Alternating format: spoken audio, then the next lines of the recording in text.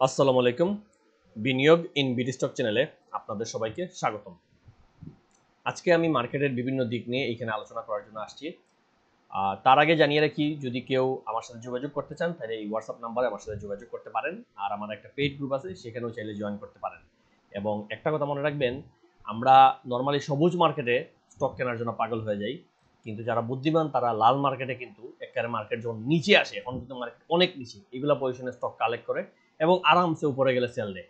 এবং আপনি মানেন না মানেন, হয়তো আপনার কাছে টাকা নাই, হয়তো আমার কাছে টাকা নাই, কিন্তু এখনো দেশে এরকম কোটিপতিওয়ালা মানুষ আছে যাদের কাছে হিউজ অ্যামাউন্ট অফ টাকা আছে, যারা এই লাল মার্কেটে টাকা ঢুকাবে। দেখবেন এই লাল মার্কেটে আপনি একটু খোঁজখবর নিলে, আপনার আত্মীয় স্বজন পরিচিত মানুষ কোটিপতি থাকলে দেখবেন এই লাল মার্কেটে টাকা ঢুকাই দিচ্ছে। যদি এগুলো মানুষ কেউ কাউরে বলে না, বাট আপনি যদি একটু ঘনিষ্ঠ থাকেন, খোঁজখবর নেন, দেখবেন এই লাল মার্কেটে বা ব্রোকার হাউসে বসেন, দেখবেন একেবারে যখন বটমে, তখন দেখবেন কোটিপতিওয়ালা মানুষরা টাকা এসে ঢুকাচ্ছে। যাদের হয়তো অন্য ব্যবসাপাতি আছে, তারা ওইগুলা থেকে একটু টাকা বের করে এখানে এসে ঢুকাবে। এবং এইগুলো জায়গায় যদি আপনি স্টক, পারফেক্ট স্টক কিনতে পারেন, তাহলে কিন্তু অনেক লাভ করবেন। এবং সত্যি কথা, যদিও সবুজ মার্কেটে সবগুলো স্টকই বাড়বে, এটা সত্যি, কিন্তু সব স্টক তো আর সিনট্যাক্স হবে না, সব স্টক তো আর সাপোর্ট হবে না, ডমিনেজ হবে না, যেগুলো ডাবল হওয়ার পরও বাড়তেছে এবং এই লাল মার্কেটও ভালো পজিশনে আছে। তো ওই রকম স্টক ধরাটা খুব জরুরি। সো যদি কেউ চান তাহলে জানাতে পারেন। আচ্ছা, আজকে দেখেন আমি প্রথমে আলোচনা করি, আপনাদের কিছু দিক নিয়ে আলোচনা করতে চাই। তো তাদের মধ্যে একটা হচ্ছে, প্রথমেই সকালে এটা কালকে নিউজ দেখছি যে শেয়ার হোল্ডারদের কোনো লভ্যাংশ দেবে না পাওয়ার গ্রিড। তো ঠিক আছে, পাওয়ার গ্রিড লস করছে, দেখেন 2 টাকা 30 টাকা লস, তারা লভ্যাংশ দিবে না। আগের বছর 6 টাকা লোকসান, এবার 2 টাকা লোকসান, ঠিক আছে, এইগুলা কেনার কোনো দরকার নেই। হঠাৎ দেখি সকালে নিউজ আসছে 9টা 18-তে, একইভাবে আমি ওয়েবসাইটেও দেখছি 9:30টার দিকে আসছে যে প্রথম কোয়ার্টারে পাওয়ার গ্রিড, প্রথম কোয়ার্টারে দেখেন প্রথম প্রান্তিকে 3 টাকা 98 পয়সা তারা আয় করেছে। গত বছর যারা, তারা 2 টাকা 81 লোকসান ছিল, গত পুরা বছরের ইপিএস লোকসান, কিন্তু এবার প্রথম কোয়ার্টারে কি পরিমাণ টাকা আয় করছে চিন্তা করে দেখেন, আমাদেরকে কিভাবে মদন বানায়, ম্যানিপুলেট করে। ঠিক আছে, মানুষ সকালে পাগল হয়ে কিনছে পাওয়ার গ্রিড, এবং এরপরের নিউজ কি, আজকে বিকালে দর বৃদ্ধির শীর্ষে পাওয়ার গ্রিড অনেক বাড়ছে। এবং পাওয়ার গ্রিড কতটুকু বাড়ছে একটু দেখি তো আমরা। পাওয়ার গ্রিড দেখেন একটা সময় কালকে থেকে প্রায় 17% বাড়ছিল, এরপর একটু কমছে, কিন্তু মোট 17% পাওয়ার গ্রিড মানে বেড়ে গেছে। এবং এরপরও দিন শেষে 13% ছিল। ঠিক আছে, পারফেক্ট। সকালে আমি এই নিউজ দেখার পর, মানে আমাকে আমার গ্রুপেরই কয়েকজন মানুষ জিজ্ঞেস করছে, ভাই পাওয়ার গ্রিড তো এরকম কিনবো নাকি, ইপিএস ভালো হচ্ছে। আমিও দেখছি, আমিও চিন্তা করছি, হ্যাঁ কেনা তো যায়। বাট তারপর আমার মাথায় আসলো, পাওয়ার গ্রিড তো 2বার ডিভিডেন্ড দেয় নাই, নো ডিভিডেন্ড তো 2বার দিছে, 2024-ও দেয় নাই, 25-ও দেয় নাই। এটা আমি তখন খোঁজখবর নিলাম, যেহেতু যে কোনো স্টক কেনার আগে আমি পুরো ফার্স্ট টু লাস্ট চেক করি। তখন আমি তাদের বলছি, গ্রুপের মানুষই, আমার গ্রুপের ভাই দাদারা, যে ভাই এটা তো 2বার নো ডিভিডেন্ড দেয় নাই, এটা তো জেটে গেল না কেন বুঝলাম না, বাট 2বার দেয় নাই, এখন তাহলে কি?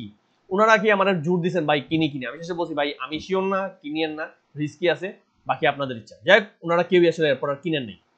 তো এরপর দেখি মার্কেটে অনেক মানুষ কিনতেছে, এবং আমি আসলে লজ্জা পাই গেছি যে এত মানুষ পাওয়ার গ্রিড কিনতেছে, বারে বারে এত গেল। এবং গ্রুপের ভাই ব্রাদাররা হয়তো মাইন্ড করবেন যে ভাই আপনার কথা কিনলাম না, আর এখন দেখেন কি পরিমাণ বাড়ছে। এনাফ বাড়ছে, ঠিক আছে, দিন শেষে বাড়ছে, ভলিউম অনেক হাই। এরপর কি নিউজ আসলো দেখেন, আজকে বিকালে 4টা 36-এ মানুষজন কেনা শেষ, মানুষজন বাস খাওয়া শেষ। এরপর পাওয়ার গ্রিড জেড ক্যাটাগরি থেকে, সরি, এ ক্যাটাগরি থেকে জেড এ নেওয়া হয়েছে। দেখেন, কোম্পানিটাকে এ ক্যাটাগরি থেকে জেড ক্যাটাগরিতে স্থানান্তরিত করা হয়েছে। এটা কিন্তু গতকালকেই বলতে পারতো, যখন 2বার ডিভিডেন্ড দেয় নাই, পরপর 2বার লভ্যাংশ দেয় নাই, কালকেই বলতে পারতো এটা জেড এ নেওয়া হবে, কিন্তু এই কথাটা বলে নাই। আর এই সিম্পল সিম্পল একটা নিউজ, একটা কথা না বলার কারণে সাধারণ বিনিয়োগকারী, যারা হয়তো মার্কেট সম্পর্কে এত কিছু জানেন না, বা আমরা যেরকম ডিপ অ্যানালাইসিস, ডিপ অনেক জিনিস খোঁজখবর নেই, সবাই তো এরকম করেন না, সবার এই সময় নেই, তারা আজকে কিনে একটা বাস খাওয়ার চান্স আছে, বাস খাওয়ার খুব বেশি চান্স আছে। কারণ এই জেডে যাওয়ার কারণে, যদি অন্য কিছু হইতো আমি বলতাম কালকেও বাড়বে, জেডে যাওয়ার কারণে আমি একটু সন্দেহ পোষণ করছি যে আসলে কালকে বাড়বে কিনা, বাড়ার চান্স আছে। আজকে যদি নর্মাল এটা হইতো তাহলে আর কালকেও বাড়তো। যেমন আনোয়ার গ্যালভানাইজিং হয়েছে, এবং ইম্পসিবল না, আনোয়ারও তো একবার ডিভিডেন্ড দেয় নাই, পরের বার জেডে, আনোয়ার মনে জেডে আছে, জেডের পর আনোয়ার কিন্তু বাড়ছে ভালোই। না আনোয়ার, সরি সরি, আনোয়ার তো এতে, আনোয়ার এখনো এ ক্যাটাগরি, আনোয়ার জেডে যায় নাই, sorry, Anwar just no dividend দিছে, আনোয়ার জাস্ট নো ডিভিডেন্ড দিছে, এতে আছে, এরপর টানা, এর জন্য টানা বাড়ছে। আর ইপিএস তো ভালো ছিল, কিন্তু পাওয়ার গ্রিড এই জায়গায় আনোয়ারের মতো ফলো করছে, কিন্তু একটু টুইস্ট করছে। আনোয়ার বছরের 24-এর ইপিএস বাজে আসছে, কিন্তু 25-এর ফার্স্ট কোয়ার্টার ভালো আসছে, এরপর এক ক্যাটাগরিতে আছে, এরপর বাড়া শুরু করছে। কিন্তু পাওয়ার গ্রিডের বেলায় জিনিসটা উল্টো হয়ে গেছে, সেম গত বছরের মতো ইপিএস খারাপ, কিন্তু ফার্স্ট কোয়ার্টার ইপিএস ভালো, কিন্তু এবার তারা জেডে চলে গেছে। এই যে বাসটা দিল সাধারণ বিনিয়োগকারীরা, আপনারা একটু চিন্তা করে দেখেন এটা কি কতটুকু ঠিক। এটা কি কালকে জানাইতে পারতো না? আমি কিন্তু কিনি নাই, সত্যি কথা। এখানে যে আমি আসি নাই কিন্তু আমার দুঃখ বলার জন্য, আমি কিনি নেই। আমি এই কয়েক মাস, এই যে মাস পুরা সুইচ অফ, পুরা কিনতেছি না, বসে আছি। জাস্ট একেবারে বটমের 2-4টা স্টক যেগুলো খুবই ভালো আমার কাছে মনে হয়, ওইরকম 2-4টা স্টক গ্রুপেও বলছি এবং নিজেও ওইগুলা কিনতেছি, এবং তাও অল্প অল্প করে, এবং ওই স্টকগুলো নামতেছেই না। আপনারা আমি নাম আপাতত বলতেছি না, বাট একটু খেয়াল করলে দেবেন কিছু স্টক আসলে দাম নামতেছেই না, একেবারে জায়গা ওই 1 টাকা 2 টাকার মধ্যে ঘোরাফেরা করতেছে। 1 টাকা কমে, আবার 1 টাকা বাড়ে, আবার 1 টাকা কমে। সো ওই টাইপের একেবারে ভালো স্টক কয়টা কিনতেছি যেগুলো ভবিষ্যতে ভালো করবে। কিন্তু এছাড়া কোনো গ্যাম্বলিং, কোনো রিস্কি স্টকে আমি যাচ্ছি না। স্পেশালি জেড, বাজে ব্যাংক, বাজে ফাইন্যান্স, জেড এর বা মরা ইপিএস, ওইগুলো তো আমি দুই চোখেই মানে দেখতে পারি না, দূরে দূরে আছি দাঁড়ায়। তো বাস্তবতা দেখেন এই স্টকগুলা এখন আসলে কি করলো, এই যে নিউজটা যদি কালকে জেড বলতো তাহলে এই মানুষগুলো কিন্তু বাস খায় না। এই হচ্ছে আমার বাংলাদেশ। এখানে আমি সবসময় একটা কথা বলি যে আপনি, যে আমরা যে মনে করেন একসাথে সব বিনিয়োগকারী একসাথে রেস যদি শুরু করি, তাহলে আমরা যদি একেবারে জিরো জিরো থেকে সবাই রেস স্টার্ট করি যে কে জিততে পারে, মনে রাখবেন স্মার্ট মানি, গেমলার বা বড় পার্টি তারা আমাদের চেয়ে 1 কিলোমিটার আগে, তারা 1 কিলোমিটার আগে রেস শুরু করে দিছে। আর আমরা জিরো থেকে শুরু করছি, তারা 1 কিলোমিটার আগে রেস শুরু করে দিছে। এখন বলেন জিতবে আসলে কে? আমরা তো শুরুতেই ডিসঅ্যাডভান্টেজ, আমরা শুরুতেই ভুল নিউজ জানতেছি, ভুল তথ্য জানতেছি, আমরা কোনো কিছু কন্ট্রোল নাই, নিয়ন্ত্রণ নাই, আমরা শুধু যতটুকু জানি বুঝি ওইটা বুঝে কাজ করতেছি। এই হচ্ছে আমরা নর্মাল পাবলিক। আর স্মার্ট মানি তারা আমাদের 1 কিলোমিটার আগে রেস শুরু করছে, আর 2 কিলোমিটারে গেলে রেস শেষ। তে আর ওরা আগে যাবেন, আমরা আগে যাবো, বাস্তবতা বোঝার চেষ্টা করেন। আর আমরা অ্যানালিস্টটা হচ্ছে জাস্ট একটু নিজের বুদ্ধি খাটায় এই জিনিসগুলো ধরার চেষ্টা করি, স্মার্ট মানি ফলো করার চেষ্টা করি, তাও দিন শেষে আমাদেরও ব্যর্থ হইতে হয়। জিনিসটা চিন্তা করেন, এই যে পাওয়ার গ্রিড আজকে যারা বাসটা খাবে বা সমস্যা হবে, তারা আসলে কি করবে? দুষ্ট তাদের নাই, এখানে তাদের কোনো দোষ নাই। আজকে কেনার মতো দিন ছিল, সত্যি কথা আমিও কিনতাম। আমার জাস্ট কপাল বলো আমি এই জায়গায় খেয়াল করছি যে পাওয়ার গ্রিড 2 বার নর্থ যাবে, তাই আমি আর এখন রিস্ক নেই। আচ্ছা, এবং গ্রুপের মানুষও আমি বলছি ভাই নিয়েন না রিস্ক, এই রিস্ক। আচ্ছা আনোয়ার দেখেন টানা 2-3 দিন কিন্তু ফল্ট মারছে নেগেটিভ। এই কোম্পানিগুলো যে কিনবেন, মানে কোন সাহসে কিনবেন? কিনতে পারেন অফকোর্স, কিন্তু এই রিস্কগুলো মাথায় রাখবেন যে উঠলে টানে উঠবেন, নামলে কিন্তু আপনি গিয়ে কিনছেন হয়তো এইখানে, তাহলে কিন্তু 2 দিনে আপনি লসে পড়ে গেছেন। আচ্ছা, এটা গেল।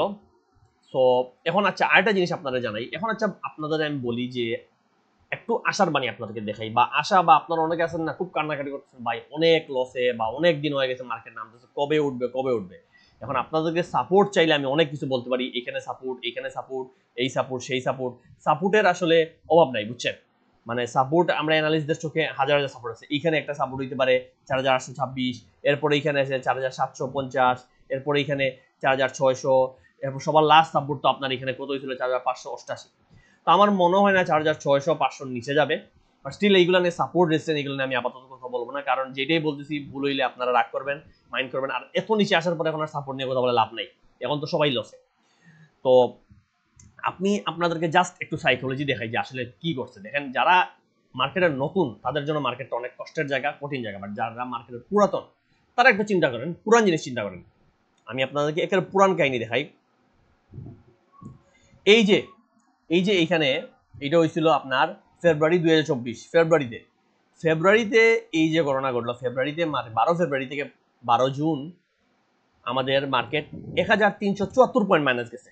এই লালটা, এই লাল বক্সটা পুরোটা ওই ডাউন ট্রেন্ড। দেখেন এখান থেকে ডাউন ট্রেন্ড শুরু হয়ে এখানে শেষ হচ্ছে। এখানে 1300 পয়েন্ট মাইনাস গেছে, লাগছে কত? 120 দিন। দেখেন এখানে লেখা 120 দিন এবং 76টা বার, 120 দিন লাগছে, বুঝছেন? এরপর যে আপ ট্রেন্ড হয়েছে, এটা যদি আমি ক্লিক করি তাহলে দেখেন 11 জুন থেকে 11 আগস্ট, অর্থাৎ 2 মাস, এখানে 61 দিন দেখাচ্ছে এবং 1000 পয়েন্ট বাড়ছে। আগের সমান না, 1374 মাইনাস এরপর 1000 বাড়ছে, 61 দিন। ভালো করে বুঝেন, নামছে 120 দিন, উঠছে 61 দিন। আবার এরপর আবার একটা ডাউন ট্রেন্ড, দেখেন এইখান থেকে টানের টান নিচে নামছে। এই ডাউন ট্রেন্ড কতদিন আমি দেখাই, দেখেন এখানে লেখা আছে 79 দিন, ধরলাম আমরা 80 দিন। 80 দিনে আবার 1326 পয়েন্টের মতো নামছে, 1326 পয়েন্টের কাছাকাছি নামছে 80 দিনে। ভালো করে বুঝেন। আচ্ছা এরপর তো এটা কিছুটা বলতে পারেন সাইডওয়েজ বা অ্যাকুমুলেশন জোন। এরপর এইখান থেকে আবার মার্কেট নামলো। দেখেন আবার যদি ধরি আমরা 27 ফেব্রুয়ারি 2025 থেকে 28 মে পর্যন্ত যে ডাউন ট্রেন্ড, টানা আস্তে আস্তে আস্তে নেমে গেছে, এরপর আর উঠেই নেই। ওই নামাটা হচ্ছে 90 দিন। 90 দিনে এগেইন এখানে প্রায় 700 পয়েন্ট মাইনাস গেছে। আচ্ছা এরপর যে বাড়লো, বাড়াটা খেয়াল করলেন, এবার কিন্তু ফার্স্ট বাড়াটা বাড়ছে। এখানে যে প্রতিবার আপ কত হয়েছিল, আপের চেয়ে লাল বেশি ছিল। এবার কিন্তু এর আগে 1300 থেকে 1000 আপ হয়েছে, এরপর আবার 1300 মাইনাস, এবার 700 মাইনাস হয়ে এবার কিন্তু 1000 পজিটিভ হয়েছে। এবং 1000 পজিটিভ হয়েছে কতদিন? 98 দিন প্রায়। এগুলো আনুমানিক 1-2 দিন প্লাস মাইনাস হতে পারে, 98 দিন, ধরলাম 100 দিন। এখন দেখেন এবার আমরা ডাউন ট্রেন্ড কতদিন পাড়ি দিলাম, এবার আমরা এগেইন 800 পয়েন্ট নামছে, কিন্তু আমাদের কিন্তু মাত্র এখনো 64 দিন হয়েছে। এই যে উপরের চূড়া থেকে এই যে বটম আজকের দিন পর্যন্ত ধরি, তাহলে 64 দিন। তাহলে আমরা লালগুলা যদি একটু খেয়াল করি, দেখেন 90 দিন নামছে, 80 দিন নামছে, 120 দিন নামছে। সেই তুলনায় তো ভাই আসলে এখন কিচ্ছুই হয় নাই, এখনো তো আমরা ওই মানে বড় বড় যে ডাউন ট্রেন্ডটা দেখি নাই। আপনারা যারা কান্নাকাটি করতেছেন, আসলে আপনারা মার্কেটে নতুন, অথবা দেখেন নাই মার্কেট, মানে আমি জানি নাকি। কারণ যারা পুরান বিনিয়োগকারী তাদের জন্য তো এই লাল আসলে গায়ে লাগারই কথা না, কারণ তারা তো এর আগে তারা সুনামি দেখে আসছে, ঘূর্ণিঝড় দেখে আসছে, এটা তো ছোট মোটো একটা বন্যা। এটা নিয়ে আসলে মার্কেট নেমে গেছে, এখন আর আসলে মানে দুঃখ পেয়ে কান্নাকাটি করে লাভ নাই, এবং নেমে গেছে অনেক নিচে, এখন সেল দিয়েও লাভ নেই। দেখেন এখানে আপনি 120 দিন নামছে, এখানে 80 দিন নামছে, এখানে 90 দিন নামছে, এখানে মাত্র 64 দিন। তো যেহেতু 64 দিন পাড়ি দিয়ে দিছি, হয়তো 70 দিন বা 80 দিনের মধ্যে, 80তে আমার মনে না যাবে, 70-75 দিনের মধ্যে আমরা ইনশাল্লাহ মার্কেটের আপটা আমরা দেখে ফেলবো। দেখবেন 75 দিন 80 দিনের দিকে গেলেই হয়তো মার্কেট আবার রেডি হয়ে গেছে, এবং মার্কেট অনেক নিয়ে 4400, 4860, আমি মনে করি আরো 2-4 দিন, আরো 2 দিন নেমে যাক, নেমে গেলেই মার্কেটের রিভার্সাল চলে আসবে। এছাড়া তো আপনারা শুনছেন এই যে মার্জিন লোডের জন্য রিট শুনানি হওয়ার কথা আছে, এটা মনে কালকে হবে। সো বিভিন্ন দিক চিন্তা করলে মনে হচ্ছে যে মার্কেটে ঘোরার চান্স আসছে। এত নিচে আসার পর এখন আর অনেক বিনিয়োগকারী অ্যাক্টিভ হবে, স্মার্ট মানি আস্তে আস্তে অ্যাক্টিভ হওয়া শুরু করবে, এবং স্মার্ট মানি কিনতেছেই আসলে, কিন্তু স্মার্ট মানি ওরা সুন্দর করে এমন স্টক কিনবে যেগুলো বটমে আপনি দেখতেছেন না।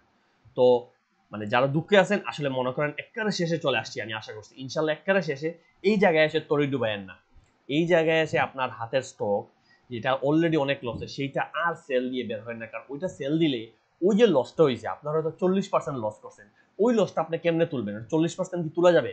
আপনার হাতে 100 টাকা, এখন লস দিয়ে বের হলে 40% লস, 40 টাকা লস দিলে আপনার হয়ে যাবে 60 টাকা। 60 টাকারে আপনি 100 করা মানে হচ্ছে আপনার অলমোস্ট ডাবল করতে হবে, 80% লাভ করতে হবে, 90% লাভ করতে হবে। এটা কি পসিবল? কতটুকু সহজ, এটা চিন্তা করবেন একটু। তাই এখন লসে বের হওয়ার দরকার নাই। মার্কেট ঠিক হলে আপনার লসের স্টক 40% থেকে অন্তত 20% তো রিকভারি করবেই, তখন সেল দিন। প্লাস এখন এটা সেল দিয়ে যেটা কিনবেন, ওইটাও যে আরো 2 টাকা নামবেন এরও তো গ্যারান্টি নেই। তো সেই হিসাবে আপনি একমাত্র, হ্যাঁ, সেল দেওয়ার মতো স্টক কি আছে? হয়তো জেড এর কোন স্টক যদি খুব বেশি টেনশন থাকে, মাইনাস ইপিএস, জেড ফাইন্যান্স, ওইগুলা হয়তো সেল দিলেও দিতে পারেন, তবু আমি বলতেছি না দিয়ে। বাট এছাড়া আপনি হাতের ভালো ভালো স্টক এই পজিশনে ছাড়াটা আসলে বোকামি আমি মনে করি। এটা সবার জন্য, এটা আমি আমার গ্রুপেও বলছি, আপনাদেরকে বলে দিচ্ছি যে এই জায়গায় এই ভুলটা করিয়েন না। যাওয়ার আগে আপনাদেরকে জাস্ট একটা ট্রেন্ডের স্টক জানাই দেই। এগেইন আমার কথায় কিনেন না প্লিজ, কেনার পরে শেষে বলিয়েন না ভাই আপনি বলছেন কিনছি লস খাই গেছি। আপনি নিজের বুদ্ধিতে কিনেন, আমি জাস্ট একটা স্টক আপনার চোখে দেখাই যেতেছি, আপনি নিজেও বুঝদার মানুষ, নিজে অ্যানালিসিস করে নিজে চিন্তা ভাবনা করে কিনবেন। তো রানার অটো দেখেন এখানে একটা হেড এন্ড শোল্ডার ক্রিয়েট করছে, এবং রানার অটো কিন্তু বর্তমানে মানে খুব ভালো ইপিএস দিচ্ছে আমার যেমন, আমি ভুলে গেছি কি অবস্থা। এখানে যদি আমি একটু দেখি তার অবস্থা, ইপিএস ওর অবস্থা কি একটু। রানার যেটা বলতেছিলাম রানার অর্ডার ক্ষেত্রে, এই দেখেন আমি লোড করছি যে ইপিএস কিন্তু 2025 মোটামুটি ভালোই আসছে। গতবার কিন্তু তারা লসে ছিল, গতবার আমার যেমন 24-এ -54 ছিল, সেখান থেকে এবার 90 পয়সা, অর্থাৎ পজিটিভ জায়গায় আসছে। ক্যাশ ডিভিডেন্ড নিয়মিত 10% দেয়, সামনে ডিভিডেন্ডের রেকর্ড ডেটও আছে, এবং প্রতিবারই মোটামুটি এবার পজিটিভ হয়ে আসছে। Cash flow, net cash flow ভালো, সব দিকে রানার অবস্থা মোটামুটি ভালো। ইনস্টিটিউট হোল্ডিং কিন্তু এই ফাঁকে অক্টোবরে লুকায়া 0.86% বাড়ছে। এগুলো সবকিছু মিলাইলে প্লাস টেকনিক্যাল চার্টে হেড এন্ড শোল্ডার, সবকিছু মিলান, একটা জিনিস মিলাবে কখনো মিলাবেন না, টেকনিক্যাল চার্টে হেড এন্ড শোল্ডার প্যাটার্ন, এবং সেটা আজকে ব্রেকআউট দিছে। এবং এখানে যদি ভলিউম ক্লিক করেন দেখেন অনেক ভালো একটা ভলিউম, স্পেশালি গতকালকে খুব বেশি ভলিউম হয়েছিল, আজকেও মোটামুটি ভালো ভলিউম। সবকিছু মিলাইলে রানার অটোর অবস্থা আমি মনে করি খুবই ভালো একটা অবস্থানে আছে, এবং এটা বাড়ার চান্স খুব বেশি সব দিকে মিলাইলে। এবং যদি আপনি কেনেন তাহলে স্টপ লস মেনটেন করে কিনবেন, স্টপ লস আপনারা নিজেরা সেট করবেন, আমি বলবো না, এবং টেকনিক্যালি সেট করবেন। এটা মুখস্থ একটা স্টপ লস দিবেন না, কারণ মুখস্থ স্টপ লস ভেঙে স্টক গিয়ে আবার ঘুরে আসবে, বা মুখস্থ স্টপ লসে দেখবেন গেছে আপনি যাওয়ার আগেই নামা শুরু করছে, বুঝবেন না। তো টেকনিক্যাল স্টপ লসে আপনি লস খাবেন কম, এবং সবচেয়ে বড় জিনিস যদি টার্গেট যায় আমার মতে এবার এই যে গ্যাপ 48, এই 48 টাকা পর্যন্ত চলে যেতে পারে, এটা খুব ইজিলি যেতে পারে। হয়তো এখান থেকে যদি মার্কেট খারাপ হয় এখানে এসে স্লো হবে, 40 এসে স্লো হবে, আটকাবে, কিন্তু মার্কেট যদি একটু গতি পায়, একটু সবুজ দুই দিন হয়, তাহলে রানার অটো এক টানে 48 টাকায় চলে যাবে। এইটা স্টকটা একটু দেখেন, খেয়াল রাখেন। এরপর বাড়বে কিনা, অফকোর্স এরপরও কত যাবে সেটা আর এখন আর বলতে চাচ্ছি না, বাট এগুলো আপনারা নিজেরা দেখলেই অনেক সময় বুঝবেন, চিন্তার কিছু নেই। তো আজকের জন্য এতটুকুই, ভিডিও আর বেশি বড় করছি না, ভালো থাকবেন, দোয়া রাখবেন, আসসালামু আলাইকুম।